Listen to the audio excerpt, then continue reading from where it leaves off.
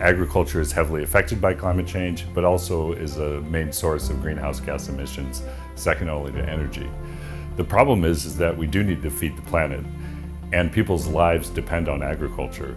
The poorest people in the world rely heavily on agriculture. So if you want to address climate change, you can't do things that are going to hurt farmers and hurt poor farmers in particular greatly, because then you'll end up with a situation where you actually can worsen food security. So ultimately what we would like to do is address climate change, but at the same time ensure that people's lives and livelihoods are still maintained, particularly in rural areas in the agricultural sector. To do that, it's going to be impossible without some sort of innovations.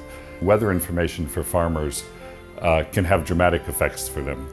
Right now, most weather information is not provided in a manner that's very helpful for farmers. We don't need to know just the next day how weather is. When you're a farmer, you need to know 2 weeks, 3 weeks, 4 weeks in advance. If you can provide that information, you find evidence that up to a 17% increase in yields.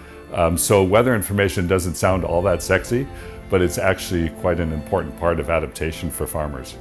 On the mitigation side, there's a lot of progress being made on bioadditives, microbial fertilizers.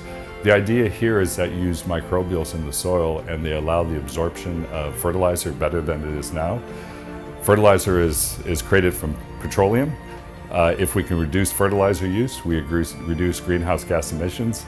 And there's some evidence to suggest that if we were to use some microbial fertilizers, you can reduce fertilizer use by 40% and maintain yields. There's all these great innovations out there, but we're not able to take those to scale at present. So what we need to do is to work on scaling those innovations so that we can address these issues around climate change, nutrition, inclusion.